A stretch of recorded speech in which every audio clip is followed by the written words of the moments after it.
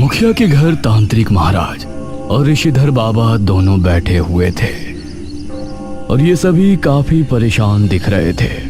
तांत्रिक महाराज, मेघना दिल्ली में है ये तो हमें पता है, लेकिन इतने बड़े शहर में जाकर उसे ढूंढना बहुत ही मुश्किल होगा। पिताजी, हमारे पास और कोई रास्ता भी तो नहीं है, हमें वहां जाना ही पड़ेगा। अनुज बेटा, तुम दिल्ली जाने की तैयारी करो। अनुज अभी अपनी जगह से उठ ही रहा था कि तभी नमस्ते अंकल। नमस्ते आंटी। वहां पर इशिता और मेघना पहुंची। अरे मेघना! मेघना बिटिया। मेघना को सामने देखकर अनुज को बहुत खुशी हुई। उसका मन था कि वो मेघना को गले लगा ले, लेकिन उसने अपनी भावनाओं पर काबू किया। मेघना, कैसे हो तुम? आप सब यहाँ ठीक तो हैं? ये लड़की, ये मेघना है। इसी की वजह से हम लोगों को निशिर-मोलो से छुटकारा मिला है। मतलब पूर्व जन्म की राजकुमारी मेघालय। जी ऋषिधर बाबा। तांत्रिक महाराज, ये तो आप ही के जैसे हैं। ये मेरे जुड़वा भाई है ऋषिधर बाबा। जनकपुरी की सभी क्रियाकलाप यही संभालते हैं। अंकल, आप सब लोग मुझे यहाँ देखकर हैरान तो जरूर होंगे, लेकिन मुझे बहुत ही भयानक सपने आ रहे हैं और न्यूज़ में देखा कि जनकपुरी में मौतें हो रही हैं। तो मुझे लगा कि मुझे एक बार यहाँ आकर आपसे बात करनी चाहिए। कहीं मेरे सपनों का इन हादसों से कोई कनेक्शन तो नहीं है? बेटी, जनकपुरी में हो रही मौत का कारण भी तुम्हारे अतीत से जुड़ा है। क्या मतलब अंकल? दमयंती वापस आ गई है मेघना। ये सुनकर इशिता और मेघना हैरान रह गए। लेकिन वो कैसे वापस आ सकती है? वो तो गुफा में कैद है ना। मेघना, जिस गुफा से हमने महाराज का ताबूत निकाला था, इत्तेफाक से दमयंती का ताबूत भी वहीं रखा हुआ था। तुम्हारे कदम उस गुफा में पड़े तो दमयंती जाग उठी। ये सुनकर मेघना अपने कदम पीछे लेते हुए सोफे पर ऐसे बैठ गई जैसे उसे बहुत बड़ा झटका लगा हो। पिछली बार जब यहाँ आई थी तो मेरे आते ही निशिर-मोलो जाग गए थे। उनको खत्म करके वापस गई तो गुफा में कदम रखने की वजह से दमयंती जाग गई।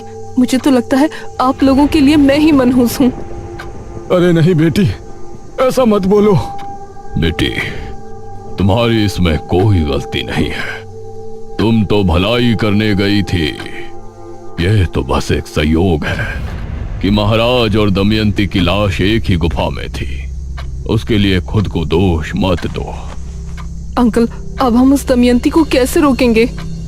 दमयंती ने उठते ही सबसे पहले तुम्हारे बारे में ही सोचा होगा, क्योंकि तुम ही ने उसकी क्रिया भंग करके उसे ताबूत में कैद किया था। अब वो तुमसे बदला लेने की ही सोच रही होगी। वही तो हम जानना चाहते हैं तांत्रिक महाराज। अब हम उसका मुकाबला कैसे करेंगे? ये सवाल बहुत मुश्किल है अनुज बेटा।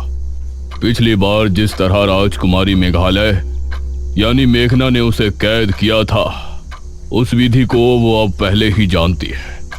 हमें उसे खत्म करने के लिए कोई नया रास्ता निकालना होगा, लेकिन कैसे करेंगे? वह बहुत शक्तिशाली हो चुकी है।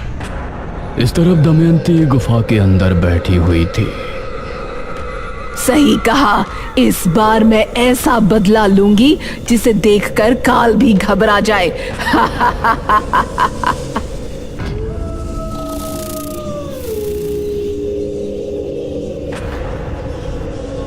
रात के करीब 2 बजे के समय पुराने किले में तांत्रिक महाराज और निशिधर बाबा दोनों ध्यान मग्न बैठे थे। दोनों योग मुद्रा में थे और उनकी आंखें बंद थीं। इशिता, मेघना और अनुज एक तरफ, मुखिया और ठकुराइन दूसरी तरफ बैठे थे। तभी अनुज धीरे से मेघना से बोला, मेघना, वैसे एक बात कहूँ? हाँ कहो। तुम्हारे जाने के बाद तुम्हारी असली मौजूदगी का एहसास हुआ मुझे। इस पर मेघना ने अनुज की तरफ देखा। मतलब तुम्हारे यहाँ से जाने के बाद एक दिन के अंदर ही मैं इतना ऊब गया था, गांव में मन ही नहीं लग रहा था। कभी कभी तो मैं ये सोचता था कि निशिर-मोलो इस गांव से गए ही क्यों, और क्यों तुम्हें यहाँ से जाना पड़ा। ओह अच्छा, वैसे अनुज कि तुमको इतनी ही प्यारी लगती है तो इसे गांव में ही रोक लो ना। इशिता, तुमको दिख नहीं रहा यहाँ क्या सिचुएशन चल रही है? तुम दोनों प्लीज चुप हो जाओ। ऋषिधर बाबा और तांत्रिक महाराज को दमयंती एक सुनसान इलाके में बैठी नजर आई।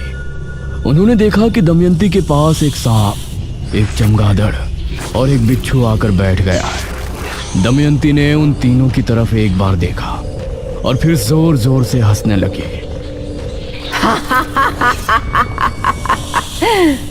तभी तांत्रिक महाराज और ऋषिधर बाबा दोनों ने आंखें खोली। तांत्रिक महाराज, क्या देखा आपने? कुछ पता चला? हमने देखा कि दमयंती के पास बिच्छू, चमगादड़ और सांप बैठा हुआ है। यह सुनकर सभी ने एक दूसरे की तरफ देखा। इसका क्या मतलब है? इसका मतलब है कि इन तीनों जहरीले जीव जंतु के साथ वो अपनी किसी भयानक क्रिया को अंजाम देने वाली है। इस तरफ दमयंती धीमे कदमों के साथ राजमहल की तरफ बढ़ रही थी। उसने राजमहल के मुख्य द्वार को खोला और मुस्कुराते हुए अंदर चली गई। उसने देखा वो सिंहासन जिस पर वो कभी बैठा करती थी, वो ठीक उसके सामने है। आखिर हम हमारे राजमहल में वापस आ ही गए।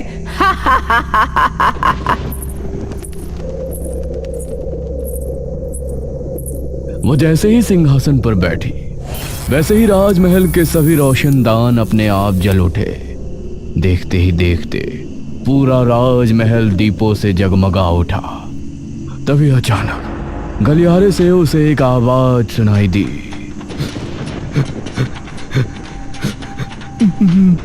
महारानी दमयंती।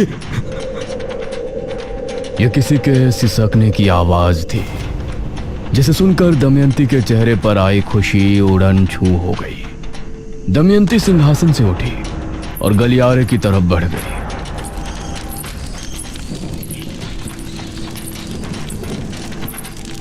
जैसे जैसे वो आगे बढ़ रही थी, वैसे वैसे ही वो आवाज भी करीब आती जा रही थी। महारानी दमयंती। एक बड़े से दरवाजे के सामने जाकर वो रुक गई और दरवाजे को गौर से देखने लगी। कौन है वहां? वो दरवाजा खुल गया और दमयंती को सामने वही लबादे वाला शख्स नजर आया। दमयंती उसको देखकर मुस्कुराई। महारानी दमयंती, आप आ गई। ये कहते हुए उस शख्स ने अपने चेहरे से नकाब हटाया। वो एक काली चमड़ी वाला बदसूरत सा आदमी था। उसके चेहरे पर खुशी थी और आंखों में खुशी के आंसू।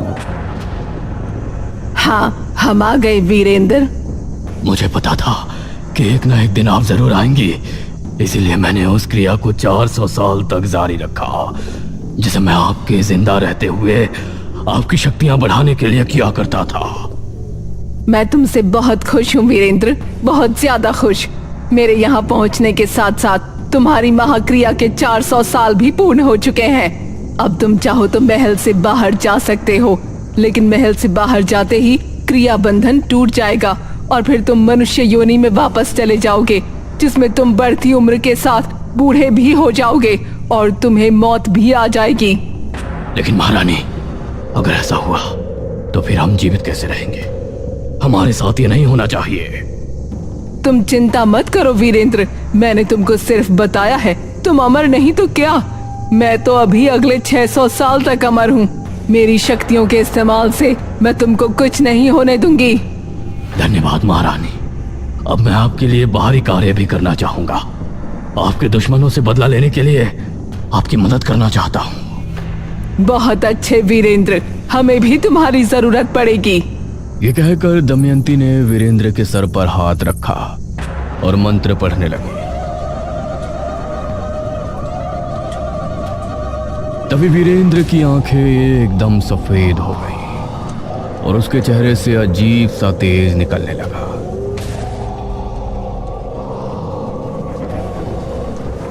कुछ देर बाद किसी ने किले के दरवाजे पर दस्तक दी। अरे, ये दरवाजे पर कौन है इस समय? अनुज और मुखिया ने उठकर दरवाजा खोला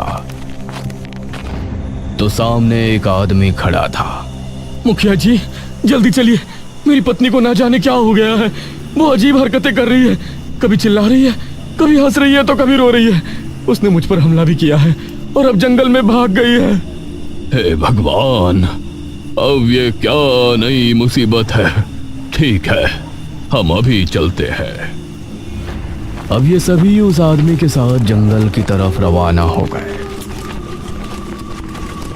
जंगल इस समय बहुत सुनसान लग रहा था।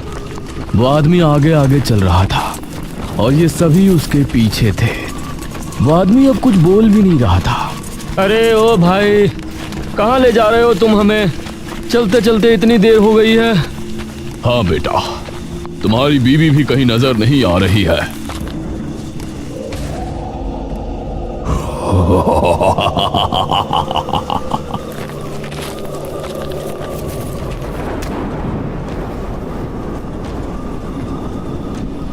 ये देखकर सभी हैरान रह गए।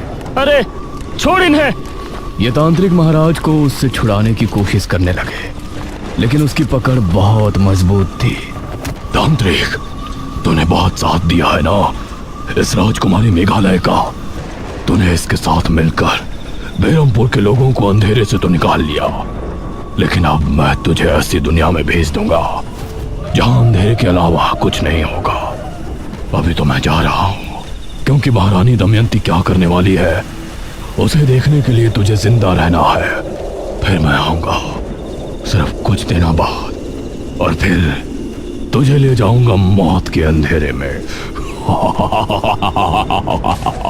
ये कहकर वो तांत्रिक महाराज को छोड़ वहां से बिजली की रफ्तार से निकल गया। ये सभी तांत्रिक महाराज के पास पहुंचे। तांत्रिक महाराज, आप ठीक हैं? हाँ, हम ठीक है। ये कौन था महाराज? इस पर मेघना ने अनुज से कहा। अनुज और ऋषिता, तुम दोनों को याद है जब हम पहली बार राजमहल गए थे तो एक लबादे वाला शख्स हमारे पीछे आया था? हाँ याद है, वो हमारे पीछे भी आया था। हाँ याद है, वो हमारे पीछे भी आया था। हाँ, बेरमपुर पुराण में भी हमने पढ़ा था कि दमयंती के मरने के बाद भी वो पुजारी राजमहल के ही एक कमरे में कैद हो गया था, जिसको दमयंती ने अपनी शक्तियां बढ़ाने के लिए राजमहल के एक कमरे में बंधित किया था। इसका मतलब अब दमयंती ने इसे आजाद कर दिया है। तांत्रिक महाराज, वो आपको अपने साथ ले जाने की चेतावनी देकर गया है। हमारी परवाह छोड़ो, वो क्या कर रहा था उस पर ध्यान दो। दमयंती कुछ बहुत ही भयानक करने वाली है। तभी चारों तरफ से चमगादड़ और कौवों की भयानक आवाजें गूंजने लगी। उन्होंने देखा कि आसमान में लाखों कौवे और चमगादड़ एक साथ उड़ रहे हैं। जमीन पर कई सांप एक साथ निकलकर रेंग रहे हैं। हवा का रुख भी बहुत तेज हो गया था। धुंध बहुत ज्यादा बढ़ गई थी, मानो कोई तूफान आ गया हो। ये सब क्या हो रहा है तांत्रिक महाराज? सभी वापस गांव की ओर चलो, अभी यहाँ रुकना उचित नहीं है। ये सभी अब वापस किले की तरफ निकल गए। मेघना बहुत ही गहरी सोच में डूबती जा रही थी। उसे किसी बड़ी अनहोनी का एहसास हो रहा था। तांत्रिक महाराज और ऋषिधर बाबा किले में ही ठहर गए और ये सभी मुखिया के घर आ गए।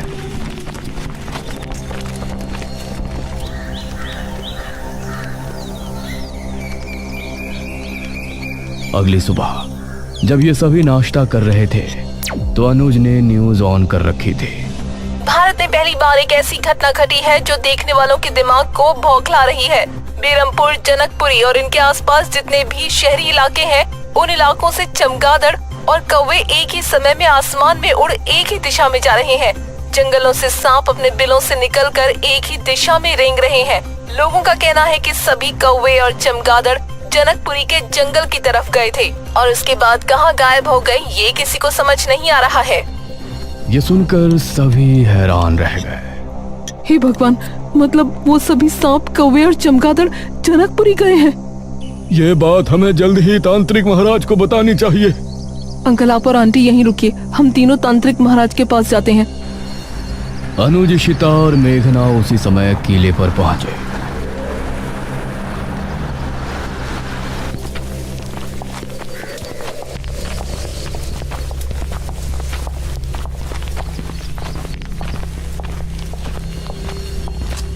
और उन्होंने तांत्रिक महाराज और ऋषिधर बाबा को न्यूज के बारे में बताया। जनकपुरी के जंगल में कहीं ये सभी उसी गुफा में तो नहीं गए जहां पर दमयंती और महाराज का ताबूत रखा था? मुझे भी यही लगता है तांत्रिक महाराज। उस दमयंती ने अपने जादू के असर से उन सभी जीवों को गुफा में बुलाया है। हमें जनकपुरी जाकर देखना चाहिए। हाँ पुत्री, तुम सही कहती हो। हम सभी अभी जनकपुरी के लिए निकलते हैं। अब ये पांचों एक साथ जनकपुरी की तरफ निकल गए।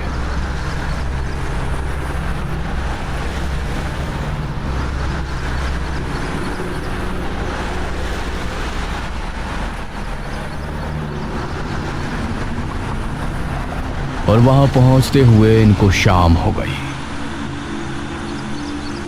वहां पहुंचने पर इन्होंने जनकपुरी के लोगों को चौक पर जमा किया। ऋषिधर बाबा, अच्छा हुआ आप आ गए। क्या हुआ आप लोगों को?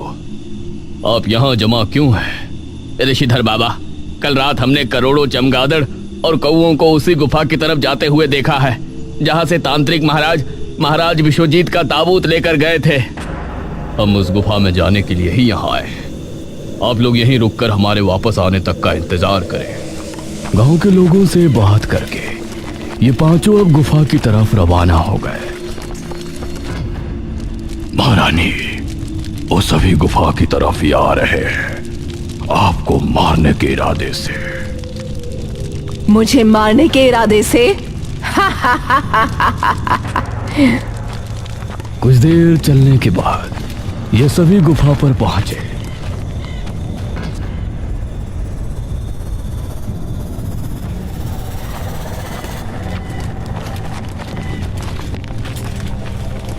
अंदर कदम रखने पर इन्होंने पाया कि गुफा उजाले से जगमगा रही है। दीवारों पर मशालें जली हुई हैं।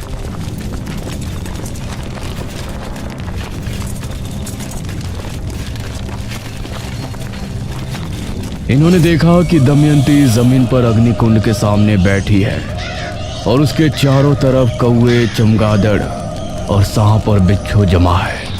दमयंती ने इनको देखा तो ऊंचे स्वर में बोली, आओ राजकुमारी मेघालय, मुझे मारने आई हो ना? आगे बढ़ो। कोई आगे मत बढ़ना, ये बहुत जहरीले सांप और बिच्छू है।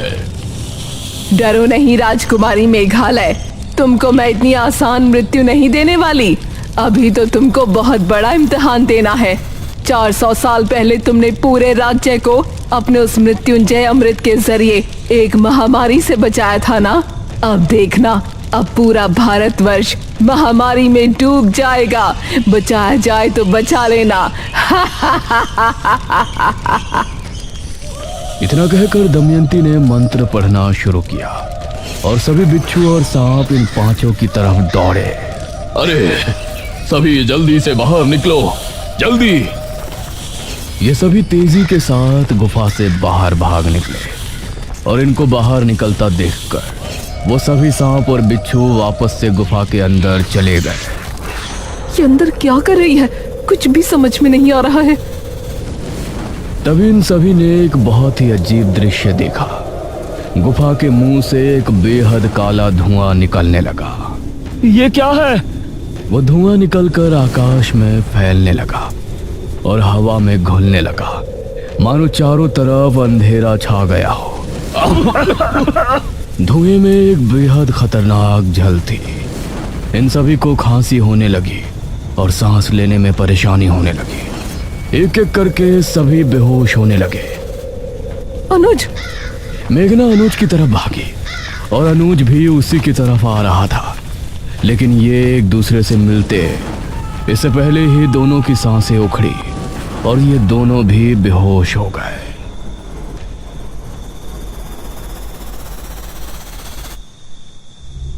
मेघना को अपने मुंह में कुछ मीठा सा लिक्विड जाता हुआ महसूस हुआ और उसने आंखें खोली। उसने खुद को हवेली में पाया। इशिता के हाथ में कांच की एक बोतल थी जिसके अंदर मृत्युंजय अमृत था। अनुज और बाकी सभी कमरे में मौजूद थे।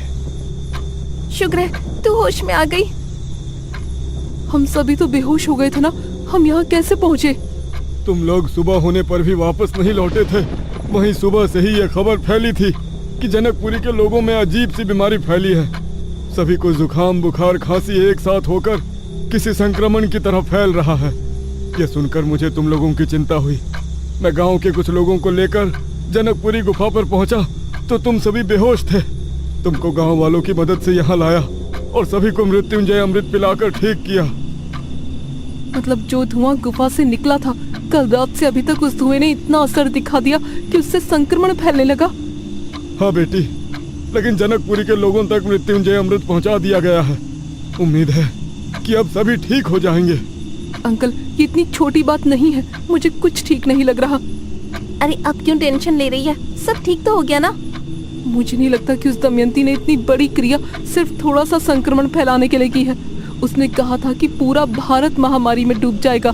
हमें न्यूज़ देखनी चाहिए। अब ये सभी कमरे से बाहर आए।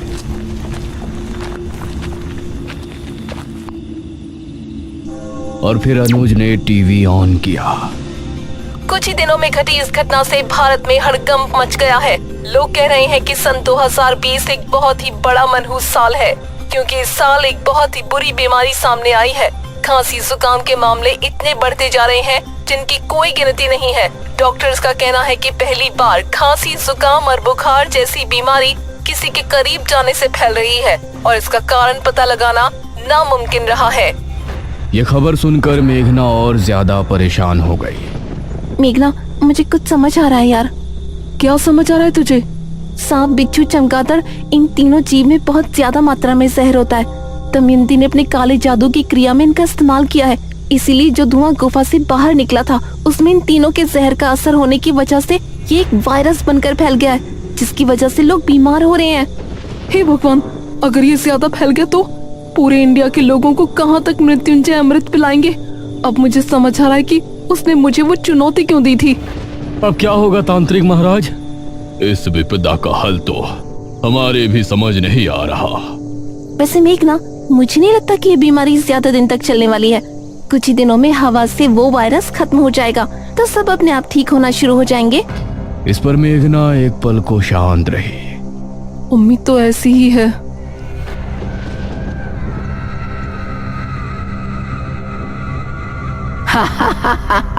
ये बेवकूफ समझ रहे हैं कि वो संक्रमण ऐसे ही खत्म हो जाएगा, लेकिन ये तो एक शुरुआत है मेघालय, सिर्फ शुरुआत।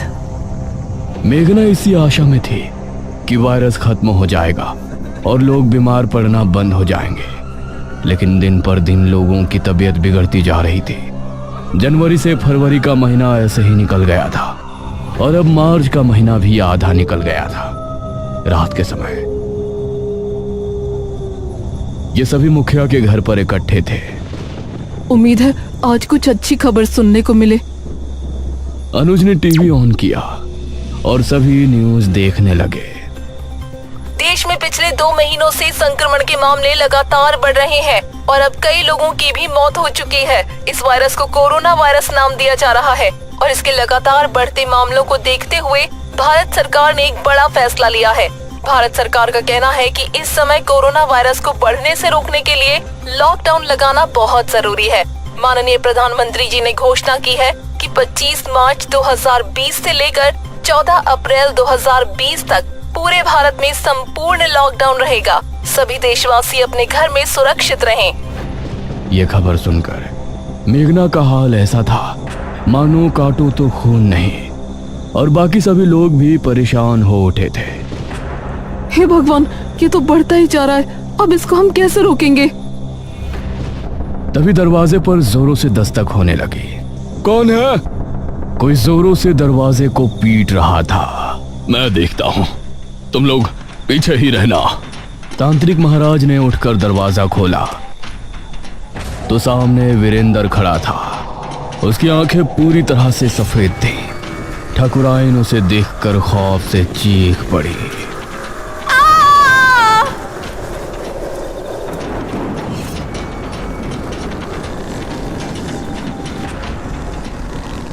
और उनको घसीट कर ले जाने लगा। तांत्रिक महाराज! ये सभी बाहर की तरफ भागे, लेकिन तभी दरवाजा अपने आप बंद हो गया। कोई तांत्रिक महाराज को बचाओ! ये सभी खिड़की से उन्हें देख रहे थे। वीरेंद्र तांत्रिक महाराज को घसीटते हुए जंगल की तरफ ले जा रहा था। देख ले राजकुमारी मेघालय, कैसे तेरे तांत्रिक महाराज को मैं तेरे सामने काली दुनिया में ले जाता हूँ। दमयंती भी उस समय गुफा में आंखें बंद किए बैठी थी और ये सारा दृश्य देख रही थी। ये सभी बेबस थे। इन सभी की आंखों से आंसू निकल रहे थे। लेकिन तभी